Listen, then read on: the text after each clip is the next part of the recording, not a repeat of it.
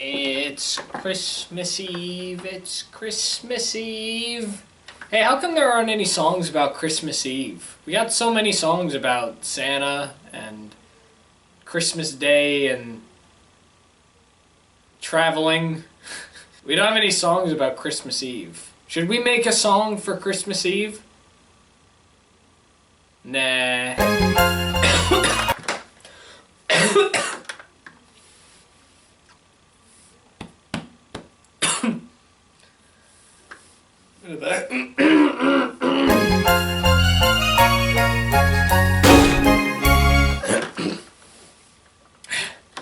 Hello, welcome to the Wild Review. I'm the Wild Reviewer, and welcome to day 11 of 12 Wild Christmas Review Days. I'm very proud of myself for getting the title correct a vast majority of times I've been doing this. I've only screwed up once, I think. I'm glad. I'm proud of myself. Well, it's Christmas Eve, folks. If you remember when I did 25 Wild Christmas Review Days, you'll remember that on the 24th day, I talked about Elf. It was the Will Ferrell movie where he played an elf named Buddy, and he believed that he was an elf, but turns out he's actually a human who crawled into Santa's sack when he was a baby, was brought back to the North Pole by accident, and he was raised to believe that he was an elf.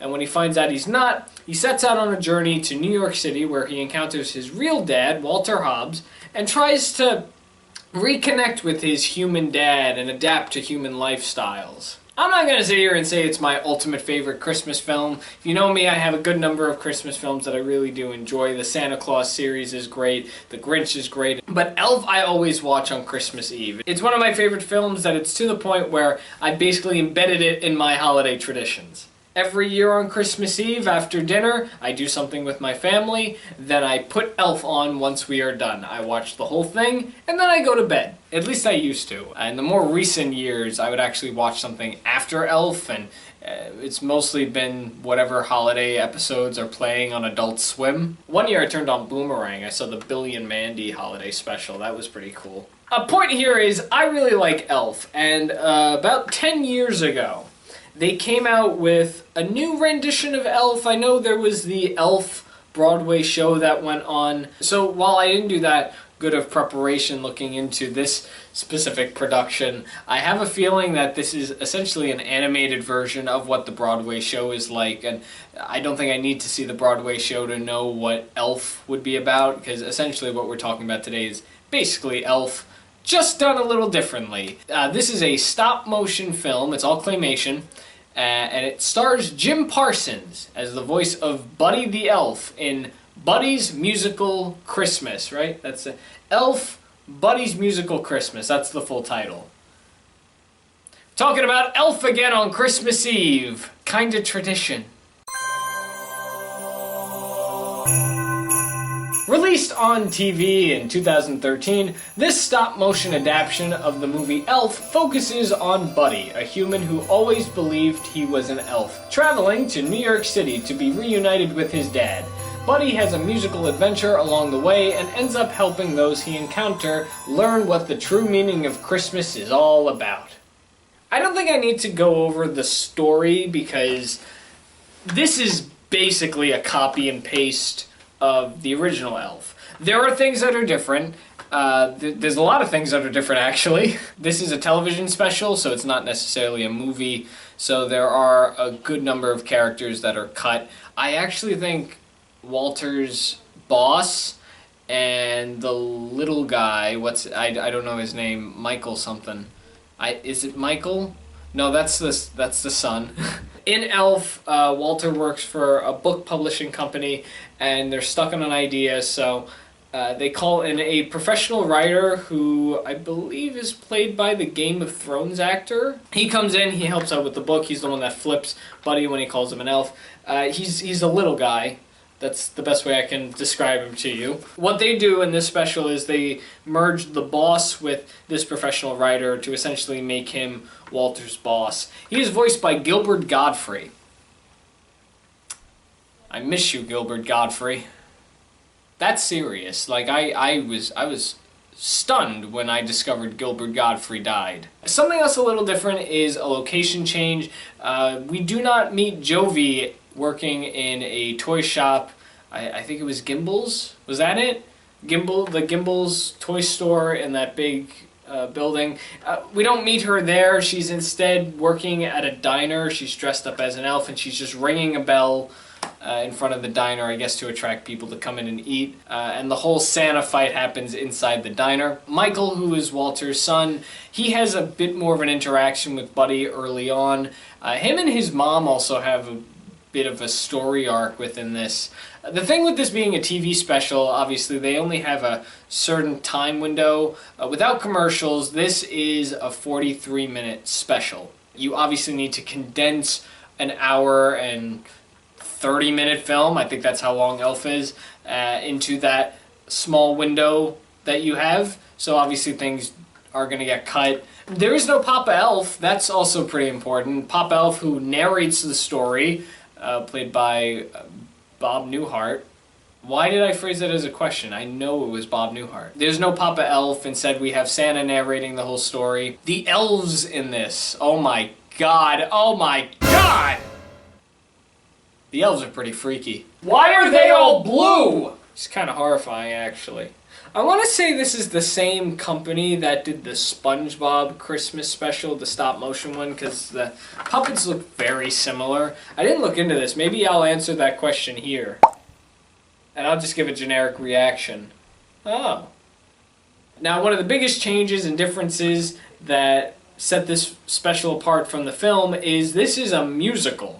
So there are songs at least every 5 minutes. Surprisingly enough, in the original Elf, there are a few moments where Buddy sings and there's the song at the end where everybody sings Santa Claus is coming to town, but there aren't musical numbers like you think there might be. Like, I can easily see Elf having a musical numbers with everybody at the North Pole, or the puppets that they have, or even Will Ferrell singing a professionally recorded song, and they just put it in the movie. That doesn't happen, but it happens in this. There is a lot of singing in this, and honestly, the singing's not that bad.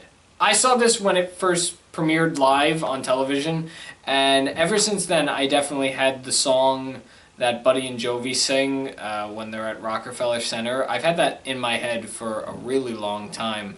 So when I rewatched it, it was kind of refreshing to finally hear that song again. Miles! The little guy's name was Miles. I could have easily just looked to my right. Why did I just see it now? Alright, so there's a few things that I want to touch upon in this little story here. And I guess overall it's going to give you the answer to whether or not I like this film. The short answer, which I'll give right away, it was fine. I'd rather watch the live-action Elf instead. Jim Parsons.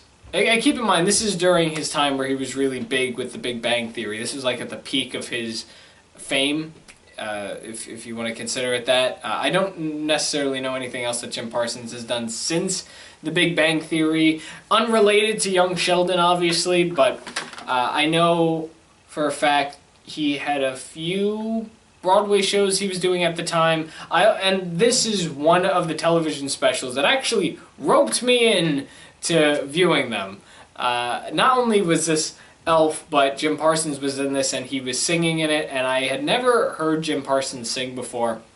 And he's a really good singer. I think he does a really great job in this role of Buddy. That does not mean I think he's better than Will Ferrell. Nobody is better than Will Ferrell. I just think Jim Parsons does a pretty good job playing this role, and he sings really well. This was the first television special that Jim Parsons did a voice for that roped me into watching it. The second one, of course, being Michael Jackson's Halloween, which I have talked about in the Halloween miniseries.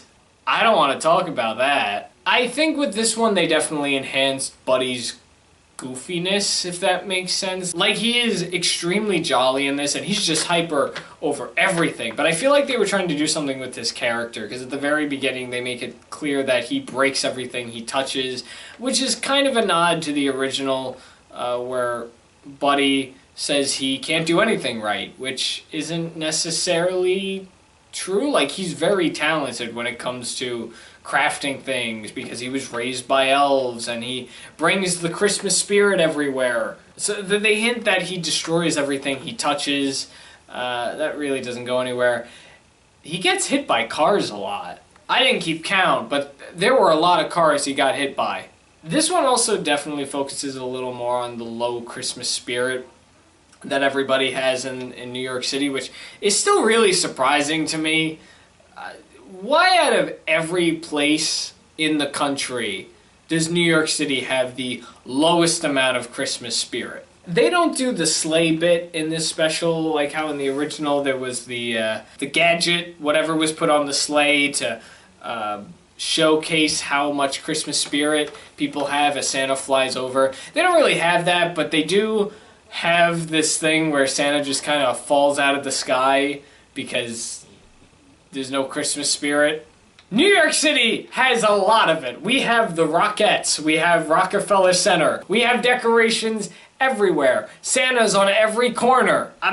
We have a Macy's Thanksgiving Parade, which is like 14% Christmas related. That's the one grope I always will have with this film, is that out of every city, New York City, which also has a good number of Christmas trees in different spots, you're going to say that we have the lowest amount of Christmas spirit? What about the guys in Michigan? How they doing? Are they dealing with the same problem? Is somebody in Michigan going to help Santa when his sleigh falls because there's no Christmas spirit? If you live in Michigan and you're watching this, I hope there's a lot of Christmas spirit where you are. Everybody should be in the Christmas spirit. It's Christmas Eve! But back on topic, this one definitely focuses a little bit more on the low Christmas spirit. I really didn't get that in the first movie, even when they brought it up. Really, everybody is just not sad, but most of the people are just overworked. Like, they really don't display the idea that, oh, it's not really Christmas. It doesn't feel like it. Like, they acknowledge it's the holiday, but that's kind of it. They're all just working. Mark Hamill's in this. I just remembered Mark Hamill is in this. He voices Walter. Finally, one of the more newer things that they added into this story that is just kind of weird is they add in the element of the naughty kids, which was not a big thing in the first movie. There is no mentioning of any naughty children. There's mentioning of the naughty list, but there's no sign of a naughty child, no sign of naughty kids going after Santa, and no sign of any character on Walter's side of the story combining with the overall story of people having Christmas spirit and running into Santa Claus and believing in him. Well, that happens in this special. Walter's boss, Mr. Greenway, is apparently on the naughty list, and they display these naughty children and Mr. Greenway by making their faces green and just making them look very homeless and thuggish and scary. And they are the threat that will stop Christmas. They go after Santa, who crashes in New York City, and they want presents. And then by the end, when everybody's singing, the naughty kids learn that it's not good to be naughty, and they get presents. Even though Santa said they have been naughty, they were on the naughty list for a reason, so just saying, okay, I'll change, that automatically allows them to have Christmas presents.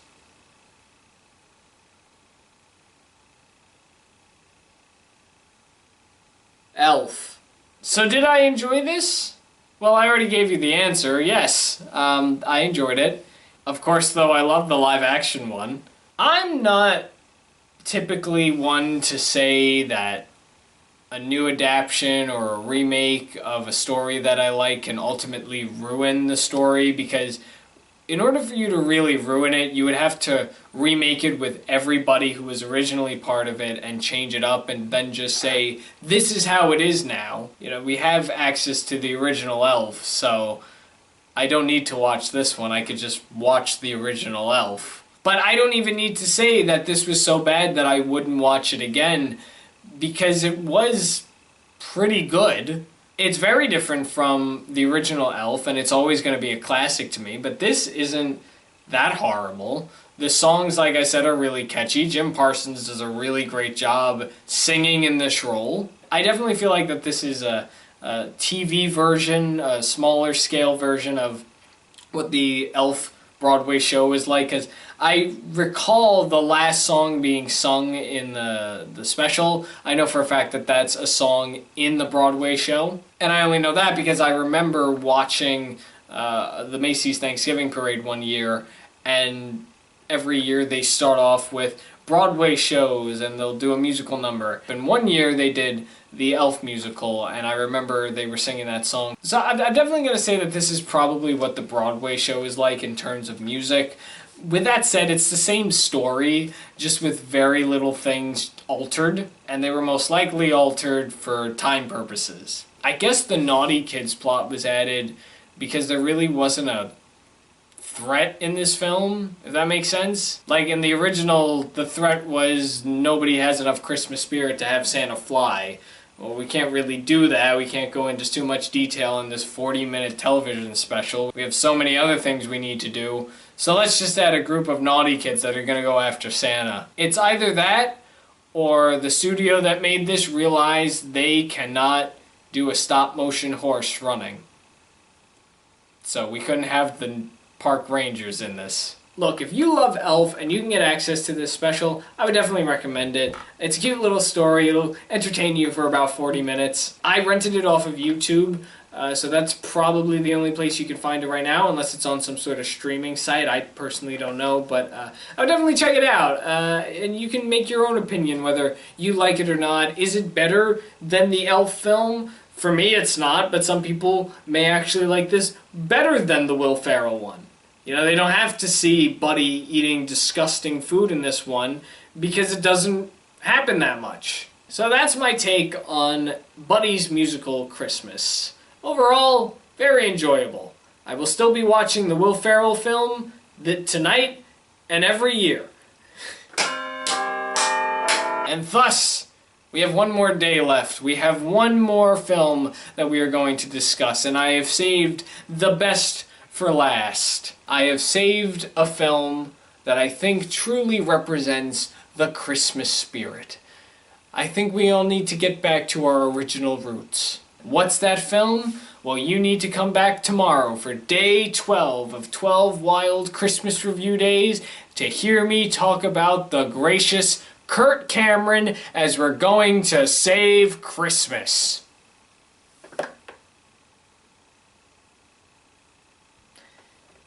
We're going to attempt to save Christmas.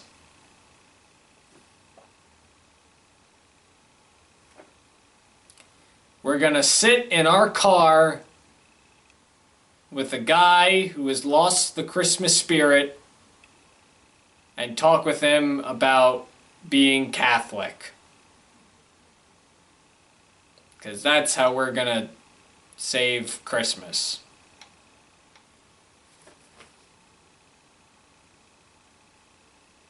It's going to be an interesting discussion tomorrow. Thanks for watching The Wild Review on The Wild Reviewer, and you just saw me review a thing.